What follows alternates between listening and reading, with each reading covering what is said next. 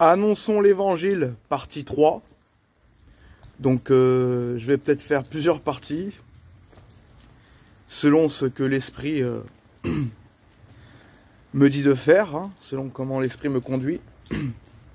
Et donc nous avons vu dans la partie 2 que voilà, il n'y a pas plus grande chose, que c'est la chose la plus qui fait tressaillir le cœur de Dieu. Quand on annonce l'évangile, le Seigneur, Jésus-Christ, et même le Père, se lève du trône.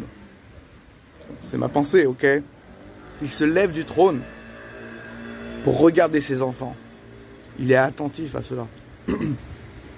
Et d'ailleurs, dans 1 Pierre, chapitre 1, verset 12, il nous est dit que même les anges désirent plonger leur regard. Les anges désirent plonger leur regard sur l'évangile, sur l'annonciation de l'évangile. Même les anges sont attentifs quand on prêche la bonne nouvelle. Ésaïe 52, verset 7.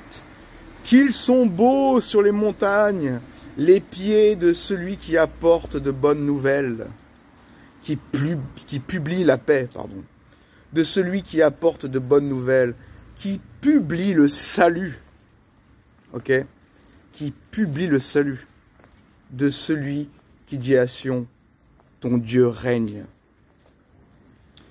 Donc, quand on annonce la paix, l'évangile de paix, nous annonçons la réconciliation avec Dieu, Nous annonçons le salut.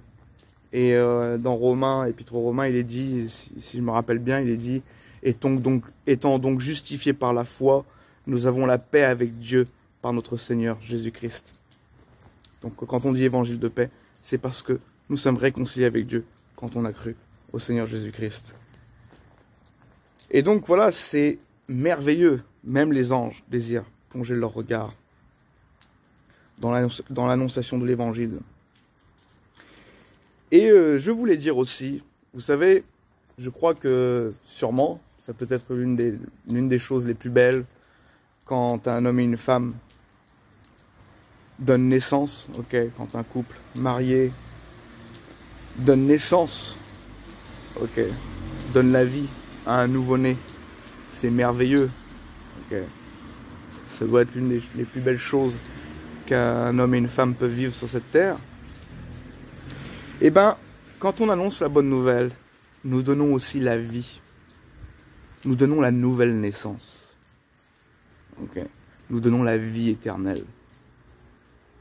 C'est d'autant plus beau. Nous annonçons la vie éternelle. Nous donnons naissance par la parole de Dieu qui régénère la personne à qui on parle et elle devient enfant de Dieu. Qu'est-ce que c'est merveilleux, Donc nous sommes porteurs de la vie quand on annonce l'évangile, Nous donnons naissance à des personnes qui ne sont pas encore régénérées, qui sont des enfants d'Adam et qui deviennent enfants de Dieu par la foi en Jésus-Christ. Alléluia, Donc ce n'est pas rien, nous sommes, j'ai envie de dire, des procréateurs, si vous voulez, de personnes à qui on parle. Ils deviennent enfants de Dieu quand on annonce la bonne parole. Bien sûr, s'ils l'acceptent, Mais c'est incroyable. Donc, qu'est-ce que j'ai à dire encore? Voilà, soyez vous-même.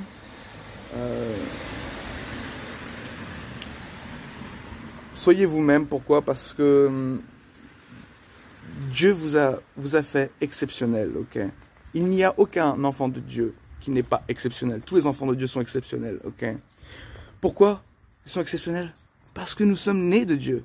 Et Dieu est exceptionnel, Donc, ne sous-estimons pas la variété de Dieu, la puissance de Dieu, Chaque enfant de Dieu sont exceptionnels. Même s'il y en a, ils marchent à leur temps, ils mettent des années et des années avant de se connaître soi-même en Christ, d'arriver à une stature parfaite, Mais dans tous les cas, de toute façon, même dans l'éternité, nous allons grandir encore plus et se connaître selon ce que Dieu nous a donné comme caractère, comme sensibilité, etc. Et donc, ne sous-estimons pas les enfants de Dieu, parce que Dieu est Dieu, ok? Il ne fait pas des copier-coller. Et donc, ne vous sous-estimez pas vous-même. Vous savez que vous avez l'Esprit de Dieu en vous. Et donc, vous êtes incroyable, vous êtes exceptionnel.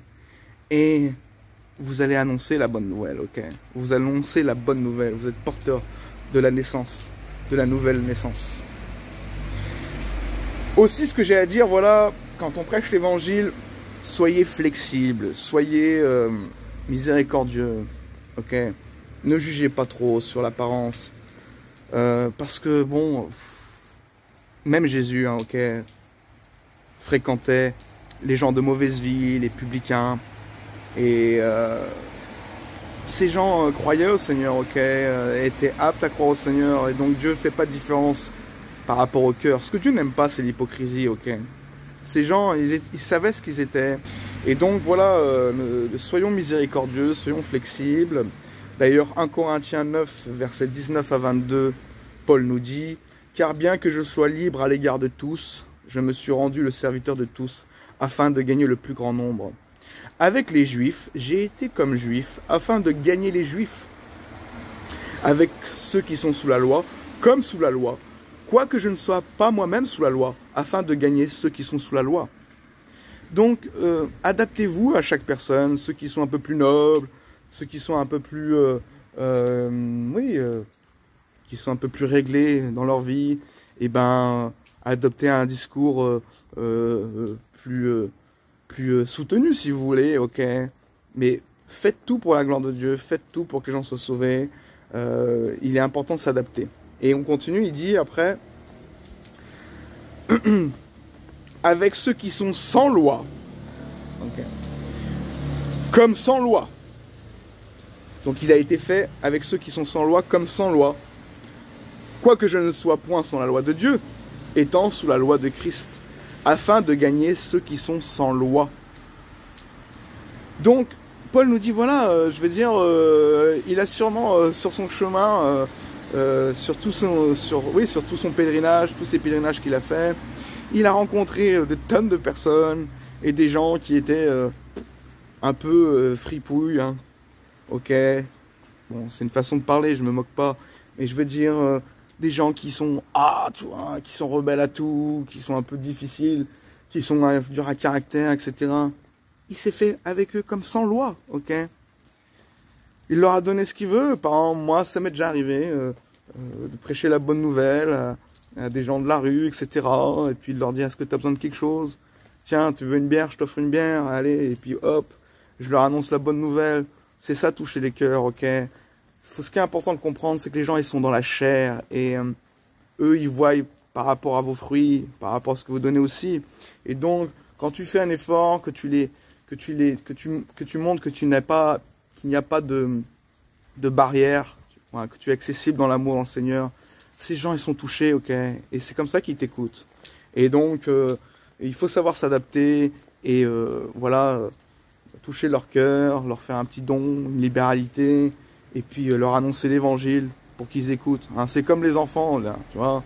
Tu leur promets, tiens, si vous êtes sage, on va faire une sortie, vous allez pouvoir jouer au football, etc.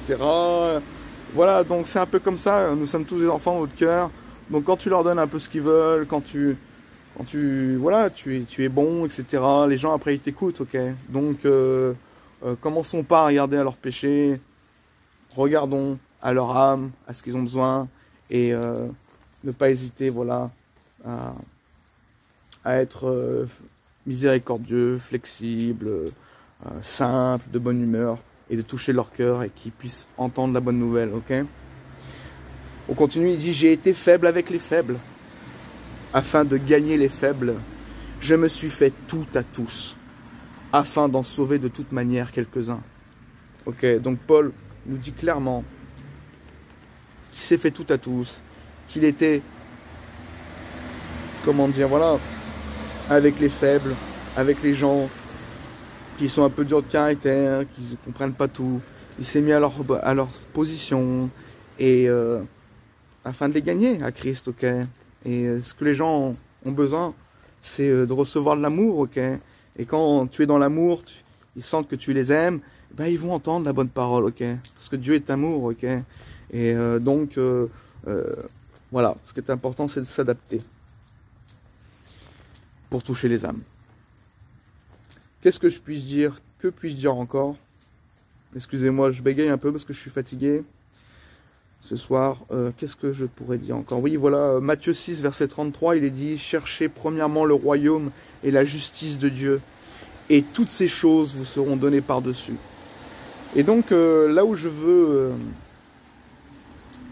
veux faire remarquer, là où je veux en venir aussi, c'est que quand on sert Dieu, quand on cherche le royaume et la justice de Dieu, quand on cherche à amener les âmes au salut, de pratiquer la droiture, ok, et d'amener les âmes au salut, bah Dieu nous donne toutes choses par-dessus, ok, il nous donne tout par-dessus. Et quand il y a des gens, moi j'ai rencontré pas mal de chrétiens qui des fois galéraient dans leur vie, même émotionnellement, même, comment dire, de nourriture, alimentairement, qui galéraient à avoir des ressources, parce que ces gens ne faisaient pas ce que Dieu demandait.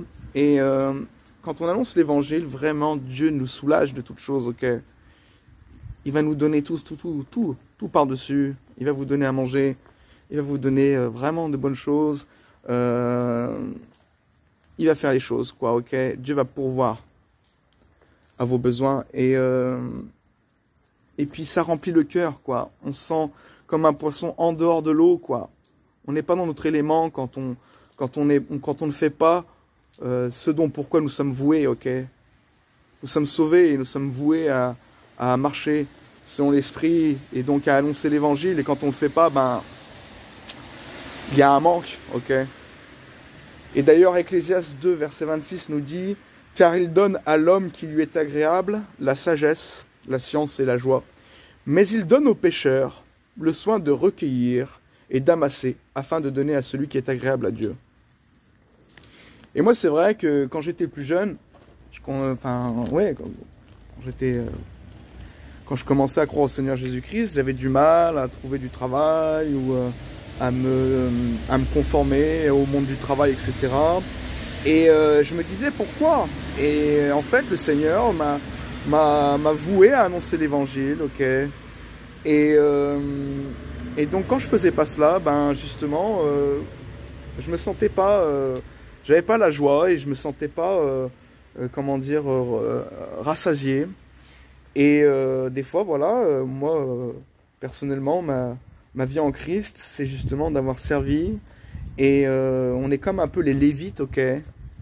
Nous sommes les sacrificateurs. Et donc Dieu m'a donné toutes choses en le servant. Et quand je faisais pas son service, eh ben il me donnait pas. Et où je me sentais pas la joie, j'avais pas la sagesse ni la science. Et il est important en fait de pas résister à l'esprit, à ce que Dieu a décidé pour nous. Et vraiment, Ecclésiaste 2, verset 26, c'est incroyable, hein, car il donne à l'homme qui lui est agréable la sagesse, la science et la joie. Mais il donne aux pécheurs le soin de recueillir et d'amasser, afin de donner à celui qui est agréable à Dieu. Et donc, des fois, Dieu nous enlève des travails séculiers, nous enlève des tâches quand nous faisons ce que nous lui demandons, enfin, ce qu'il nous demande de faire. Et quand on marche selon l'évangile, quand on annonce la bonne nouvelle, et ben Dieu nous enlève certaines tâches et il donne ces tâches à des pécheurs, à des gens non régénérés, de faire ce travail-là et de pouvoir donner à celui qui est agréable à Dieu, ok, d'une certaine manière. La Bible dit aussi les richesses du pécheur sont réservées pour le juste, ok. Et donc aussi la Bible dit que toute chose concourt au bien de ceux qui aiment Dieu. Et donc quand vous faites la chose principale, quand vous cherchez le royaume et la justice de Dieu, ok, et ben toutes ces choses vous sont données par-dessus. 1 Corinthiens 9, verset 16, Paul dit « Malheur à moi si je n'annonce pas l'évangile. Okay. » Donc c'est vraiment un malheur quand on n'annonce pas la bonne nouvelle. Ok, on n'est pas en phase, on est comme si on était un poisson qui est sorti de son bocal. Ok, on peut pas respirer, on se sent pas dans notre élément. Ben, nous, en tant qu'enfants de Dieu, nous avons cette vocation. Tous les enfants de Dieu doivent annoncer l'évangile. Il y en a d'autres qui l'annoncent plus que d'autres, qui ont travaillé plus par l'esprit et qui le font bien plus que d'autres. Mais c'est pas, comment dire, c'est pas annoncer l'évangile n'est pas une vocation que pour certaines personnes. Ok, c'est Dieu l'a demandé à tout le monde. Tous les chrétiens doivent annoncer l'évangile. Ok, et ils vont sentir vraiment un poids s'ils n'annoncent pas la bonne parole, parce que c'est vraiment ça que Dieu nous demande, et ça nous rend légers, et voilà, on a le cœur joyeux, et il nous donne tout par-dessus, et vraiment c'est être un poisson sorti de son bocal quand on n'annonce pas la bonne nouvelle. Proverbe 11, verset 30, le fruit du juste est un arbre de vie, et le sage s'empare des âmes. Ok. Donc le sage s'empare des âmes. La sagesse nous amène à comprendre ce qui est pressant, ce qui est véritable, ce qui est le plus important, c'est de s'emparer des âmes, de gagner les âmes au salut. Ok. Bon, j'ai déjà fait une longue vidéo, ça passe tellement vite, 16 minutes là encore. Oh là là. Qu'est-ce que je puis dire encore? Bon ben, je referai aussi encore une 4e partie, si Dieu veut. Ok, bonne soirée, soyez bénis. Bye.